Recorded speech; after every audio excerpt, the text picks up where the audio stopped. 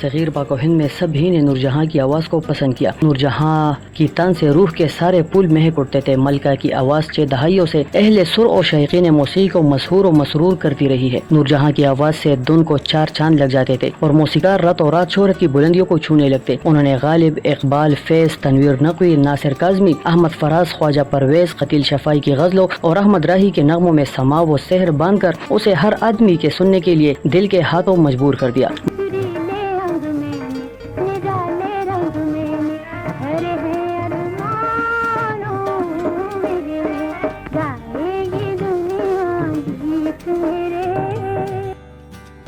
لفظوں کی ادائیگی میں ان سے بڑھ کر کوئی اور مغنیہ پیدا نہیں ہوئی ہوں۔ وہ مشکل ترین دنیں بڑے سہل انداز میں گاتی تھی۔ میڈم نور جہاں اور خواجہ خورشید انور کا فنی اشتراک پاکستانی فلم انڈسٹری کو کئی دہائیاں سہارا دیتا رہا، جس سے پاکستانی فلم انڈسٹری کو سینکڑوں نغمے ملے۔ فیض احمد پیس کی مشہور زمانہ نظم مجھ سے پہلی سی محبت میرے محبوب نہ مانگ کو ملکہ ترنم نور جہاں نے گا کر فلمی دنیا میں نظم گائیگی کا ایک نیا سریلا تجربہ کیا۔ اس نظم میں غم جانا اور محبت کے رنگوں کی بھرپور چاشنی ملتے ہیں۔ میڈم نے گائیگی میں لفظوں سے کھیلتے ہوئے ان میں پائی جانے والی کیفیات کو اجاگر کیا۔ مثلاً راگ بی رو میں میڈم کا گیت نہ جانے کیسا سفر ہے میرا، جہاں ہے منزل وہی لوٹیرا میں میڈم نے ہائے کو ایسی کیفیت سے دوچار کیا کہ ہائے دل سے اٹھتی ہوک بن کر عورت کی بے بسی کا نوحہ بن گئی۔ نور جہاں نے بے شمار فلموں میں اداکاری کے جوہر دکھائے۔ الہڑ مٹیار کے طور پر پرفارم کر کے شائقین کے دلوں کو موہ لیا۔ نور جہاں سب سے پہلے فلم ساز کے ڈی مہرا کی فلم پنڈی دی کڑی میں جلوہ گر ہوئی، جس میں پہلا گانا لنگ آجا پتن چنا دایار نور جہاں پر پکچرائز ہوا۔ پھر سسی پنو اور فخر اسلام میں کام کیا۔ وہ 1937 میں فلم ہیر سیال میں بیبی نور جہاں کے طور پر متعارف ہوئی۔ 1938 میں لاہور آئی اور فلم گل بکاولی میں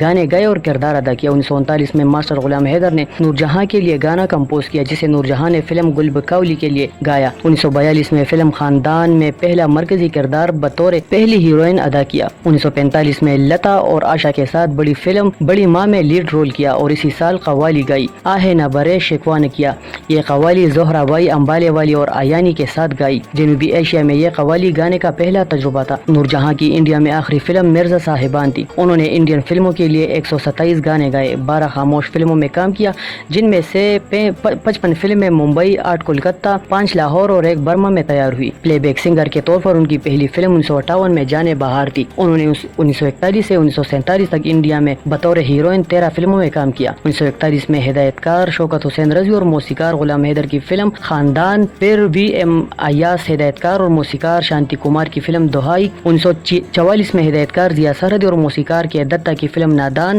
شوکت حسین رضوی کی ہدایت کاری اور سجاد حسین کی موسیقی سے ترتیب دی گئی فلم دوست۔ 1945 میں ہدایت کار کے بی لال، موسیقار میر صاحب کی فلم لال حویلی، ہدایت کار ناٹک اور کے دتا کی موسیقی کے ساتھ فلم بڑی ماں، ہدایت کار ایس خلیل اور موسیقار شیام سندر کی فلم بائی جان، ہدایت کار امرناتھ اور موسیقار شیام سندر کی فلم گاؤں کی گوری، شوکت حسین رضوی کی ہدایت کاری سے آنے والی اور میر صاحب کی موسیقی سے مزین فلم زینت، ہدایت کار محبوب خان اور نوشاد کی موسیقی سے آراستہ فلم انمول گڑی، ہدایت کار ایم حسین اور موسیقار فیروز نظامی کی فلم جگنو، ہدایت کار کے امرناتھ اور موسیقار پنڈت امرناتھ کی فلم مرزا صاحبان نے بھارت میں بڑی دھوم مچائی۔ 14 اگست 1947 کو نور جہاں اپنے ہدایت کار شوہر شوکت حسین رضوی اور اپنے 2 بیٹوں اکبر حسین رضوی اور اصغر حسین رضوی کے ہمراہ بھارت سے پاکستان آئے۔ انہوں نے پاکستان میں 1951 سے لے کر 1961 تک 10 سالوں میں 5 پنجابی اور 8 اردو فلموں میں بطور ہیروئن کام کیا۔ پنجابی فلموں میں چھنوے، پاٹے خان، نورا، چومنتر اور پردیس شامل تھی۔ مارچ 1951 میں ان کی اپنی ہدایت کاری میں پنجابی فلم چھنوے ریلیز ہوئی، جس کی موسیقی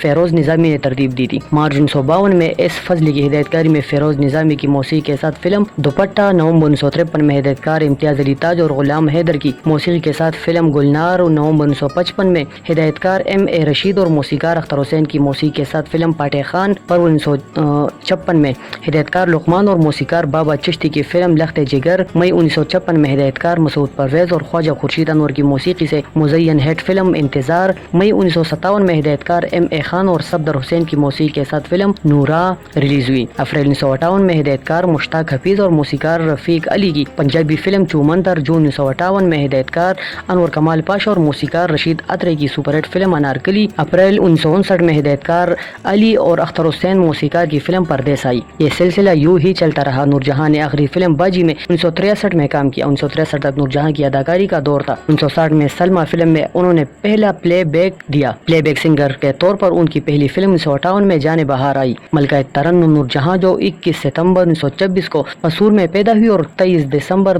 2000 کو کراچی میں پیوند خاک ہو گئی۔